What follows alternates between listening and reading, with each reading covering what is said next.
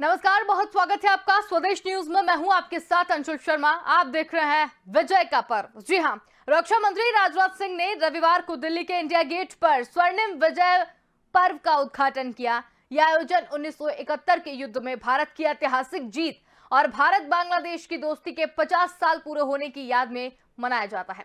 कार्यक्रम का उद्घाटन करते हुए रक्षा मंत्री ने जनरल रावत को याद किया और कहा कि जनरल रावत, उनकी पत्नी और 11 अन्य सशस्त्र बलों के जवानों के निधन के कारण स्वर्णिम विजय पर्व सादगी के साथ मनाया जाएगा। राजनाथ सिंह ने कहा कि जनरल विपिन रावत और उनकी पत्नी और 11 बहादुर जवानों के असामयिक निधन के बाद से इस पर्व को सादगी के साथ मनाने का निर्णय लिया गया है।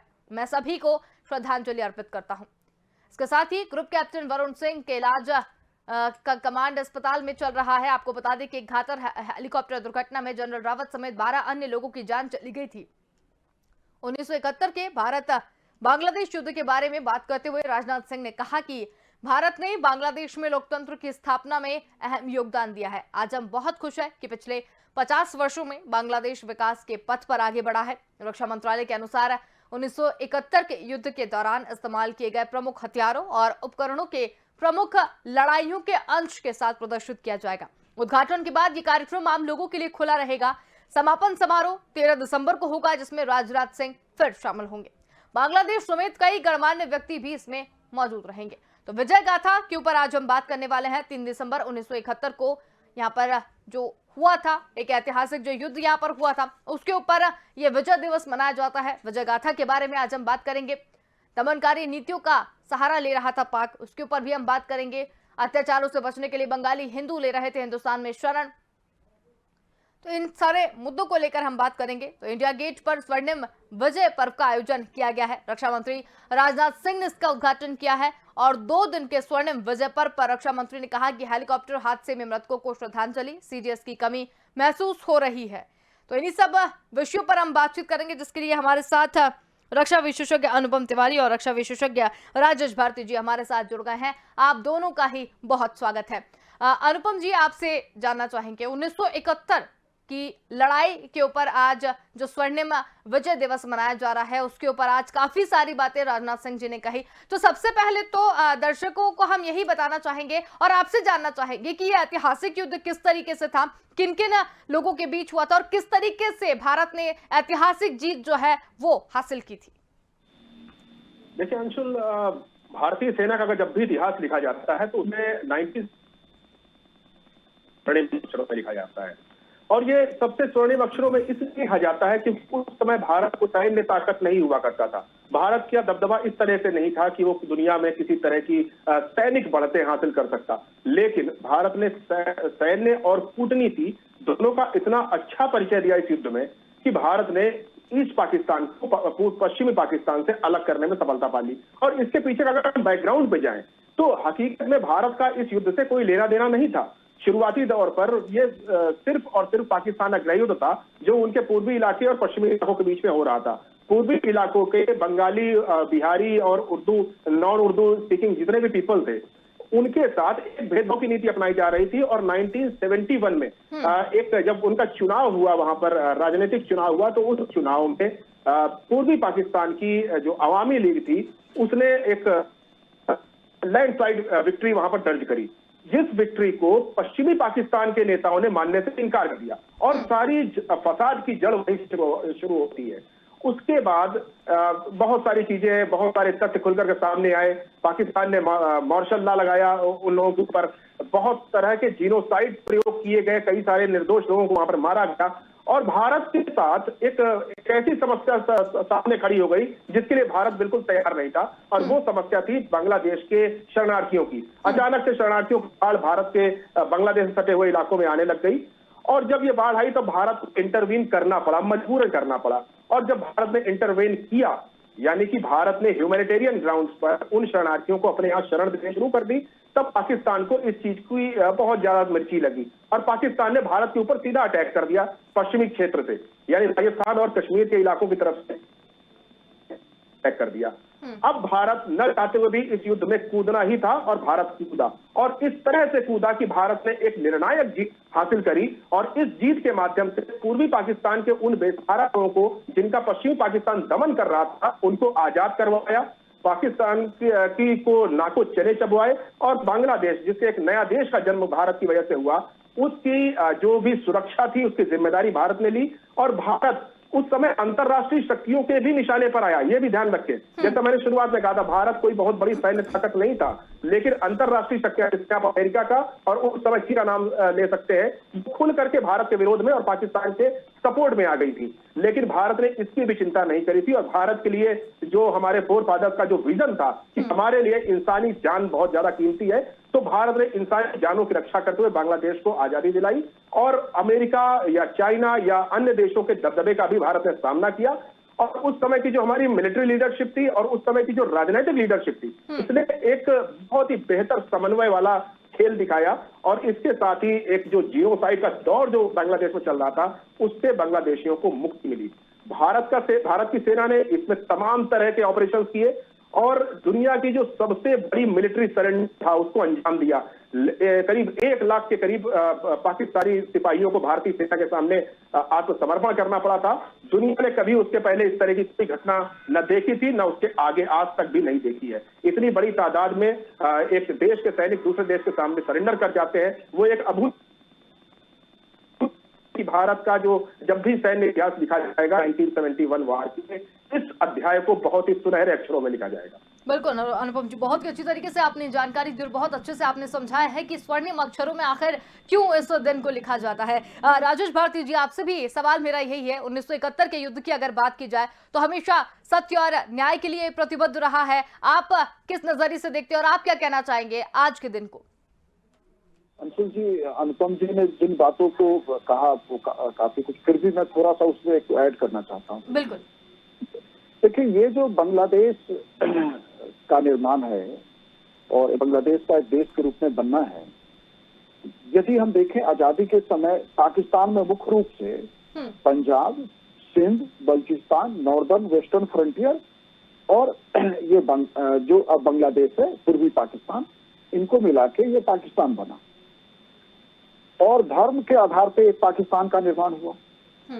लेकिन बांग्लादेश का एक अलग देश बनना ये बताता है कि धर्म से बड़ी जो शक्ति है, सीमेंटिंग फोर्स है लोगों को जोड़ने का, वो संस्कृति होता है। क्योंकि बंगाल के भी लोग पाकिस्तान के ही तरह इस्लाम मानने वाले थे, लेकिन उनकी संस्कृति पाकिस्तान के साथ मैच नहीं करती थी। कि बंगालियों की एक अलग संस्कृति है जिसको हम बांग्ला संस्कृति कहते हैं, और संस्कृति का जो सामाजिक पक्ष है वह पाकिस्तान के साथ मैच नहीं करता था। और इस आंदोलन की शुरुआत जो है 1949 के आसपास ही हो गई थी। हुआ था ये कि ढाका यूनिवर्सिटी में बोलने के लिए मोहम्मद अली जिन्ना आए थे, तो मोहम्मद अली जिन्ना ने उर्दू के ऊपर जोर डाला था कि आप जो पाकिस्तान की भाषा होगी, आम भाषा, शासकीय भाषा, वो उर्दू होगी और आप लोगों को भी उर्दू को सीखना चाहिए। तब ढाका यूनिवर्सिटी के छात्रों ने उसी समय इस बात का विरोध किया था। और ये जो भाषा आंदोलन जो है कैसे एक इस तरह आंदोलन के रूप में आगे बढ़ते बढ़ते पाकिस्तान में एक ऐसी समस्या को लेके आता है कि जिस समस्या से मुक्ति वाहिनी का जन्म होता है, जिस समस्या से ही जो है अवामी लीग पार्टी बनती है, और उसी समस्या से अंततः जो है बांग्लादेश एक देश के रूप में सामने आता है। तो ये भाषाई आंदोलन, फिर उसी भाषाई आंदोलन का विस्तार होता रहा और वो सांस्कृतिक टकराव जो है दोनों के बीच बढ़ता रहा। मार्च 1971 में बांग्लादेश में घटना हुआ कि वहाँ लगभग कुछ जो बाहरी मजदूर थे, जिनको सामान्यतः इतिहास में बिहारी मजदूरों के रूप में कहा जाता है, 300 के करीब 300 के आसपास मजदूरों की हत्या कर दी थी बंगाली उपद्रवी ने। इसे जो है बांग्लादेश के इस पूर्वी पाकिस्तान के इस घटना को पाकिस्तान की सरकार ने एक अवसर दिया और वहाँ के जो राष्ट्रपति, आप जानते हैं कि इसी विवाद में 1969 में अयूब खान जो पाकिस्तान के राष्ट्रपति थे, उन्हें पद छोड़ना पड़ा था। और सेना अध्यक्ष याहिया खान जो है पाकिस्तान के राष्ट्रपति बने और उनके हाथ में सत्ता आ गई। तो याहिया खान ने इसे एक अवसर लिया और ऑपरेशन सर्च लाइट के नाम से बंगाल में जो है सेना तैनात कर दी और 25 मार्च को ही ढाका पे जो है पाकिस्तान ने कब्जा कर लिया। और वहां से जो उस ऑपरेशन सर्च लाइट है, फिर ऑपरेशन बड़ी साल है जिसमें बौद्धिकों को कुचलने का प्रयास होता है, और उससे भी शरणार्थी समस्या का जन्म होता है। भारत की सरकार ने अपने दरवाजे खोल दी थी। हमारी प्रधानमंत्री इंदिरा गांधी जो उस समय थी, उन्होंने भारत के दरवाजे खोले और मुख्य रूप से बंगाल, असम, त्रिपुरा, मेघालय और बिहार वाले रीजन में बड़ी संख्या में शरणार्थियों के लिए हमने कैंप लगाए। लेकिन वो शरणार्थी की समस्या हमारी अर्थव्यवस्था के लिए असहनीय भार बनता जा रहा था। हमने अंतर्राष्ट्रीय समुदाय से जो है इस पे मदद मांगी और पाकिस्तान को बातचीत के टेबल तक लाने के लिए हमने तैयार करने की कोशिश की, लेकिन ये सब हो नहीं पा रहा था। अब देखिए कि एक जो अभी हमारे सीरियस का डेथ हुआ है असामयिक, और इसी अवसर पे देखे कि जो उस समय के जनरल थे सैम मानेकशॉ, उनकी कहानी छोटी सी कि जब इंदिरा गांधी ने इस घटना के बाद अप्रैल में कहा जाता है कि दोनों की मुलाकात होती है हमारे सेना प्रमुख सैम मानेकशॉ और एक प्रधानमंत्री इंदिरा गांधी के बीच। उस मुलाकात में वो अटैक की बात करती है, लेकिन एक आर्मी जनरल ने मना कर दिया और अपना त्याग पत्र ऑफर कर देते हैं कि मैं अभी जो हमारी सेना इसके लिए तैयार है, क्योंकि हमारे टैंकों के मरम्मत के काम चल रहे थे। दूसरा बारिश आने वाला था और बांग्लादेश के रीजन में बारिश में युद्ध लगना समस्या होता है। वो जो है प्रधानमंत्री से बात करते हैं इंदिरा गांधी उनका त्याग पत्र अस्वीकार कर देती है। फिर दोनों की बातचीत में ये होता है कि आप जो है अपने हिसाब से तिथि तय कीजिए, और वो तिथि के लिए तैयारी का टाइम मांगते हैं। इस बीच भारत के विदेश मंत्री जो स्वर्ण सिंह हैं, उन्हें अंतर्राष्ट्रीय जगत का समर्थन प्राप्त करने के लिए लगाया जाता है। तो भारत एक पूरा कूटनीतिक प्रयास कर रहा है, सेना अपनी तैयारी में लगी है। और उस तैयारी के बाद जब 3 दिसंबर को पाकिस्तान की एयरफोर्स ने, 3 दिसंबर की शाम की घटना है जब पाकिस्तान के एयरफोर्स ने भारत पे आगरा तक अटैक किया गया, पठानकोट और कई एयरबेस पे अटैक हुए, और फिर उसी दिन रात को इंदिरा गांधी ने देश के नाम संबोधन दिया और उसे पाकिस्तान की ओर से भारत पे आक्रमण बताया, और यहाँ से युद्ध की शुरुआत होती है, और जो लगभग 15 दिसंबर 16 दिसंबर तक ये युद्ध चलता है, और 12-13 दिनों में हम एक नया देश इतिहास के सामने जो है सामने आता है। तो ये और उसमें देखे कि लेफ्टिनेंट जनरल नियाजी खान भी युद्ध बंदियों में थे, जो 90,000 के आसपास हमने सरेंडर कराए थे। उसमें खुद लेफ्टिनेंट जनरल जो है नियाजी खान भी युद्ध बंदियों के रूप में हमारे सामने थे। बिल्कुल। अनुपम जी, अगर आज के भाषण की हम बात करें, जब विजय का पर्व जो है मनाया जा रहा है, और राजनाथ सिंह ने भी कुछ देर पहले से संबोधित भी किया था, जिसमें उन्होंने कहा कि धर्म के आधार पर विभाजन ऐतिहासिक गलती थी। उनका ये कहना था कि धर्म के आधार पर विभाजन एक ऐतिहासिक गलती थी। आप किस नजरिए से देखते हैं इसे? राजनाथ सिंह जी की बात को कई अर्थ निकाले जा सकते हैं, और मैं भी इस पक्ष का हिमायती हूं कि धर्म के आधार पर किसी देश का बंटवारा नहीं होना चाहिए। संस्कृति एक ऐसी चीज होती है जो धर्म से ऊपर की चीज होती है, मैं इसको हमेशा मानता हूं, क्योंकि संस्कृति आप किसी भी धर्म के हो, आपको एक पर्टिकुलर संस्कृति फॉलो करनी पड़ती है, और वो संस्कृति सिर्फ धर्म से नहीं आती है, वो उस क्षेत्र की जो भी जियो पॉलिटिक्स है, उस क्षेत्र की जो भी रहन सहन है, उस क्षेत्र का जो भी कल्चर है, उससे आती है। यानी सांस्कृतिक रूप से एक व्यक्ति समृद्ध हो सकता है, उसका धर्म कुछ भी हो। और राजनाथ सिंह की बात का भी अर्थ मैं यही निकालता हूं कि भारत का जो बंटवारा अंग्रेजों ने किया था, उस बंटवारे में ही मूलभूत रूप से कुछ समस्याएं थी, और उसका खामियाजा आज तक भारत, पाकिस्तान, बांग्लादेश या क्षेत्र के तमाम देश झेल रहे हैं। और धर्म आपका एक व्यक्तिगत सवाल होता है। आप किसी भी धर्म को मान सकते हैं, आप किसी भी धर्म को, किसी भी पैगंबर को आप फॉलो कर सकते हैं, आप किसी भी देवी देवता या किसी गुरु की पूजा कर सकते हैं। ये आपका व्यक्तिगत विषय है। आपको धर्म सिर्फ शांति की राह पर ले जाता है, धर्म कभी भी आपको उकसाता नहीं है। और धर्म के नाम पर जब राजनीतिक बदलाव लाने की कोशिश की जाती है, तो वहीं से सारी गड़बड़ियां शुरू हो जाती हैं। भारत इस बात को आज से 50 साल से 100 साल से नहीं, भारत इस चीज को पिछले 2000 सालों से फॉलो कर रहा है। हम गौतम बुद्ध का देश हैं, हम महावीर स्वामी के देश हैं, हम राम कृष्ण और तमाम सूफी संतों के देश हैं। हमें हमेशा शांति की पढ़ाई जाती रही है, और इसी वजह से भारत दुनिया में एक शांतिप्रिय और एक बहुत ही सहिष्णु देश होकर के उभरा हुआ है। अब राजनीतिक रूप से धर्म का जब समावेश हो जाता है, वो भी आधुनिक भारत में, तब बड़ी समस्याएं आ जाती हैं। सबसे पहला बंटाधार 1947 में ही हुआ था, जिस समय धर्म के नाम पर इतने बड़े एक अखंड राष्ट्र को टुकड़ों में बांट दिया जाता है। और वो उसमें हम किसी की भी गलतियां निकालें कि कांग्रेस उसमें जिम्मेदार है या जिन्ना जिम्मेदार है या अंग्रेज जिम्मेदार है, कोई भी जिम्मेदार हो, हकीकत यह है कि हम उस घटना को अब वापस उस समय के हिसाब से पलट नहीं सकते हैं। आज चीजें बहुत बदल गई हैं। भारत ने एक अच्छा काम यह किया कि पाकिस्तान की तरह धार्मिक रूप से रूढ़िवादी बनना स्वीकार नहीं किया, और ये हम इस बात के अपने हम उन फादर्स को हमें धन्यवाद देना चाहिए कि भारत अगर आज प्रगति के पथ पर है तो उसका सबसे बड़ा कारण यह है कि भारत ने सेक्युलर होना स्वीकार किया था। भारत ने अपने राष्ट्र की धारणा किसी धर्म के नाम पर नहीं रखी थी और भारत ने अल्पसंख्यक बहुसंख्यक ये सब चीजें नेपथ्य में डाल दी थी। भारत ने नहीं चाहता था कि हमारी संस्कृति में जब इन सब चीजों का कभी भी बहुत ज्यादा प्रभाव नहीं रहा तो आज भी नहीं होना चाहिए। और यही कारण है कि आज आप भारत और पाकिस्तान की तुलना करें तो भारत पाकिस्तान से आपको मील आगे दिखाई देता है, हर एक क्षेत्र में दिखाई देता है। ये सहिष्णुता हमारी ताकत होनी चाहिए। और रक्षा मंत्री जी का जो भाषण है, रक्षा मंत्री जी का जो इशारा है तो इसी तरफ जा रहा है कि हमको धर्म के नाम पर राजनीति से बचना चाहिए। धर्म हमारा व्यक्तिगत विषय है, उसको व्यक्तिगत स्तर पर ही रखना चाहिए। धर्म हमारी संस्कृति को और समृद्ध करना चाहिए, न कि इंसान और इंसान के बीच में लड़ाई पैदा करने के लिए धर्म का इस्तेमाल होना चाहिए।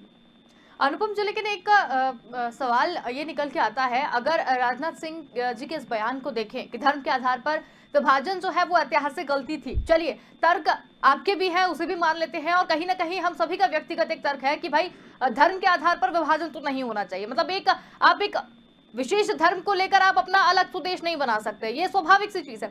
लेकिन जैसा कि उस टाइम हुआ था 47 की अगर हम बात करें तो धर्म के आधार पर भाई जो मुस्लिम थे उन्होंने पाकिस्तान में चले गए, जो हिंदू थे वो हिंदुस्तान में रह गए, फिर बांग्लादेश वाली जो चीज निकल कर सामने आई। भाई भारत की अगर बात देखें तो हर 50 किलोमीटर के बाद में बोली बदल जाती है, भाषा बदल जाती है, लोगों के संस्कृति बदल जाती है, रीति रिवाज बदल जाते हैं। तो ऐसे देश को धर्म के नाम पर जब विभाजित किया गया, आपको नहीं लगता कि आज जो स्थिति भारत और पाकिस्तान को लेकर बनी हुई है या हिंदू मुसलमान को लेकर बनी हुई है, बीज उसी समय बो दिया गया था? बल्कि बीज उसके और पहले बो दिया गया था। आपको याद करना, आपको जाना चाहिए 1905 के उस घटनाक्रम में जब अंग्रेजों ने पहली बार धर्म के नाम पर विभाजन की शुरुआत करी थी, और यह था बंगाल विभाजन का आंदोलन। बंगाल विभाजन के समय से ही इस चीज के बीज बो दिए गए थे, और उसके बाद मोहम्मद अली जिन्ना हो, मुस्लिम लीग हो, उन्होंने उसी फसल को काटा है 1947 में। अंग्रेजों की ये बहुत ही पुख्ता नीति थी कि अगर भारत पे हम राज तभी कर पाएंगे जब भारतवासियों को आपस में लड़ाया जाए, और भारतवासियों को लड़ाने का और कोई जरिया नहीं था, क्योंकि भारत के अंदर खुद ही इतनी विविधता है कि भारत इन सब चीजों के ऊपर विश्वास नहीं करता है। इंसान से इंसान को मारने में भारतीय विश्वास नहीं करते हैं। लेकिन धर्म एक ऐसा विषय था जिसके ऊपर अंग्रेज कामयाब हो गए, और धर्म के नाम पर हमको कई सारे गुटों में बांट दिया गया। और वहीं से इसकी जो जड़ें हैं 1905 से मैं देखता हूं, बंगाल विभाजन के समय से हुआ था ये, और 1947 तक आते आते तो वो फसल पूरी तरह से पक चुकी थी। मोहम्मद अली जिन्ना ने इस पूरे धार्मिक आंदोलन को एक अलग रूप दे दिया था। मोहम्मद अली जिन्ना, जिसके बारे में कहा जाता है कि वो व्यक्ति कभी कांग्रेस के साथ मिलकर चला करता था, वो व्यक्ति कभी देश प्रेम का या भारतवासियों की एकता का हिमायती हुआ करता था, अचानक से अपने राजनीतिक स्वार्थ के लिए ब्रिटिशर्स के हाथों अपने अच्छे भविष्य की वजह से वो जो है एक अजीब सी हरकत कर बैठे, और उन्होंने पाकिस्तान का एक आंदोलन छेड़ दिया। और भारतवासियों को इस चीज के बारे में बिल्कुल तैयार होने में काफी समय लग गया। हकीकत ये थी कि भारतीय राष्ट्रीय कांग्रेस जो उस समय की थी, वो इस चीज का अंदाज ही नहीं लगा पाई कि धर्म के नाम पर इतना बड़ा आंदोलन एक व्यक्ति या एक पार्टी खड़ा कर सकती है।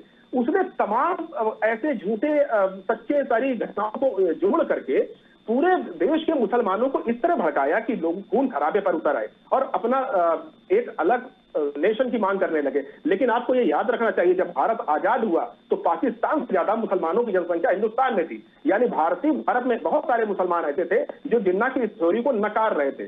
भारत के जो मुसलमान थे वो आज भी आप देख लें कि हमने भारत की बेहतरी के लिए काम करते हैं। आप इक्का दुक्का वादों से पूरी कम्युनिटी को जनरलाइज नहीं कर सकते हैं। ये बहुत आजकल एक लोगों को बहुत शौक हो गया है कि किसी एक व्यक्ति की वजह से आप पूरी कौम को बदनाम कर दें। ऐसा नहीं होना चाहिए। भारतीय मुसलमानों ने ये 1947 में भी दिखाया था कि भारत एक बहुत ही शांतिप्रिय देश है और वो अपना भविष्य भारत में देख रहे थे। अदरवाइज ऐसा कोई कारण नहीं था कि वो लोग भी जाकर के पाकिस्तान में बस जाते या पूर्वी पाकिस्तान या बांग्लादेश में जाकर के बस जाते।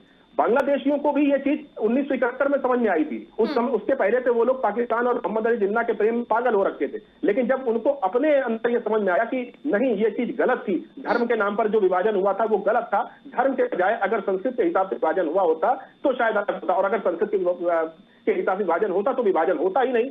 कि अफगानिस्तान से लेकर के बर्मा तक भारत एक अखंड राष्ट्र रहा है और यहाँ की संस्कृति सदियों से, हजारों वर्षों से एक ही रही है। तो मैं यही कहना चाहता हूं कि जो जिस चीज की नींव 1905 से पड़ गई थी, वो आज आते आते आज भी खत्म नहीं हुई। और इसमें आप अंग्रेजों का वो मास्टर माइंड देखिए कि वो तो चले गए, लेकिन आज भी हिंदुस्तान की जो आवाम है वो धर्म के नाम पर लड़ने के लिए आमादा रहती है और हम इससे निकल नहीं पा रहे। बिल्कुल। राजेश बहादुर जी, आप क्या कहेंगे? मेरा सवाल आपसे भी यही है। देखिए, मैं अनुपम जी से थोड़ा सा असहमत हूँ। ये जो 1905 से नहीं, जब भी कोई घटना होगा, इतिहास का कोई भी घटनाक्रम, उसके एक पक्ष वो होते हैं जो जिस कारण से हम आंदोलन या घटना होता है, और दूसरा पक्ष भी होता है जो हमें पता नहीं होता। 1857 की क्रांति में ही डिवाइड एंड रूल की पॉलिसी लाने को जो है ब्रिटिश सिस्टम को मजबूर किया कि हिंदू मुस्लिम एकता कैसे उनके लिए समस्या बन सकती है। ये पहला तो ये 1905 से नहीं, 1857 की क्रांति के बाद से ये शुरू हुआ। दूसरी बात कि पाकिस्तान धर्म के नाम पे बना, मैं इससे भी सहमत नहीं। धर्म इस्तेमाल हुआ है, धर्म ने नहीं बनाया पाकिस्तान को। ऐसा है कि 1934 में इंडियन नेशनल कांग्रेस ने प्रस्ताव पारित किया कि भारत में जमींदारी प्रथा उन्मूलन कर दी जाएगी। हम जानते हैं कि अंग्रेजों ने मुख्य रूप से सत्ता जो है वो मुसलमानों के हाथ से छीना था। ज्यादातर बंगाल, हैदराबाद, ज्यादातर मैसूर रियासत सब जो है वहां पे इस्लाम के मानने वाले लोग सत्ता के केंद्र पे बैठे थे, सत्ता के सीट पे बैठे थे। और लेकिन फिर भी भारत में बड़ी स्तर पे जमींदारी थी मुसलमानों के हाथ में। जब कांग्रेस ने 1934 में ये घोषित कर दिया कि जमींदारी प्रथा का उन्मूलन कर दिया जाएगा, तो बेसिकली उस समय तक जिन्ना जो है, जिन्ना की मुस्लिम लीग अलग थलग पड़ी हुई है। और बंगाल में और पंजाब में जो चुनाव हुए हैं वहां जिन्ना से अधिक वोट दूसरे मुस्लिम पार्टियों को मिला है। जैसे बंगाल में सुहागवर्दी के दल को मिला है, पंजाब में भी उनको उतनी अधिक सीटें सफलता नहीं मिली। लेकिन जैसे ही घोषणा होता है तो वहीं से ये बेसिकली जमींदारी सिस्टम ने पाकिस्तान बनाया है। इंटरेस्ट ग्रुप जो होता है वो इस्तेमाल करता है मुद्दों को। ये बात जब तक भारत का मानस नहीं समझेगा कि हम धर्म के नाम पे नहीं पाकिस्तान बना, और आज भी लड़ाई धर्म का नहीं है भारत में, ये लड़ाई दो इंटरेस्ट ग्रुप का है। हैव्स और हैव्स नॉट जो है को एक मुद्दा चाहिए होता है, उस मुद्दे से चीजें पैदा की जाती है। तो उसी से जो है कि जब जमींदारों को लगा कि जमींदारी प्रथा खत्म हो जाएगी, तो जमींदारों ने जो है मुस्लिम लीग के साथ, जिन्ना के साथ एक समझौता किया कि आज इसीलिए देखें कि पाकिस्तान आज भी एक ऐसा देश है जहां जमींदारी प्रथा का उन्मूलन नहीं हुआ और वहां जमींदारी प्रथा आज तक जो है कायम है। तो बेसिकली पाकिस्तान का निर्माण जमींदारी व्यवस्था ने कराया।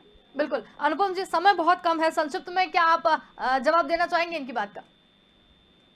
उस तरह सहमत हूँ कि अंग्रेजों ने जो पटवारी का जो बीज है वो 1857 क्रांति, बल्कि उसके पहले से ही बो दिया था। उन्होंने धीरे धीरे करके हमारी संस्कृति को नष्ट करने का प्रयास लॉर्ड विलियम बेंटिंग के टाइम से, यानी 1932 के आसपास से शुरू कर दिया, 1832 के आसपास से शुरू कर दिया था। जब उन्होंने हमारा एंग्लाइजेशन शुरू किया था, उन्होंने हमारी पढ़ाई की पुस्तकें बदली, हमारा पूरा कल्चर बदलने की कोशिश करी थी। और ये उसी बदलाव का एक हिस्सा था कि उन्होंने उस बीज को बो दिया जिसके लिए हम पहले कभी तैयार नहीं थे। हिंदू मुस्लिम की लड़ाइयां पहले भी हुई हैं, लेकिन वो कुछ लोकल लेवल की छुटपुट घटनाएं होती थी। और इसको मैं और पीछे तक ले जाऊंगा, मुगल पीरियड और उसके पहले सल्तनत काल तक भी ले जाऊंगा। तब भी ऐसी घटनाएं होती थी, लेकिन वो राजनीतिक घटनाएं हुआ करती थी, उनका धर्म से कोई लेना देना नहीं हो रहा था। लेकिन अंग्रेजों ने जो बीज बोया वो बहुत खराब था और आज तक हमको भुगतते हैं। चलिए, बहुत ही अच्छी जानकारी आप दोनों ने ही यहाँ पर दी, और विजय पर्व किस तरीके से मनाया जाता है और उसके ऊपर भी बात हुई, और किस तरीके से बंटवारे को लेकर भी बात हुई। बहुत ही अच्छी जानकारी आप दोनों ने यहाँ पर दी। बहुत धन्यवाद, आप हमारे साथ जुड़े और इस पूरी चर्चा में शामिल हुए। तो हम बात कर रहे थे विजय का पर्व क्यों मनाया जाता है, किस तरीके से भारत ने 71 के युद्ध में जीत हासिल की, और वो ऐतिहासिक जीत हासिल की जिसके बारे में कोई सोच भी नहीं सकता था। सैन्य शक्ति हमारी उस समय भी इतनी अच्छी नहीं हुआ करती थी, लेकिन उसके बाद में भी पाकिस्तान को नाको चने चबवाए, और उसके बाद आज का दिन भी जो है वो स्वर्णिम अक्षरों में लिखा जाता है। फिलहाल के लिए इतना ही। देखते रहिए स्वदेश न्यूज, क्योंकि सबसे पहले देश।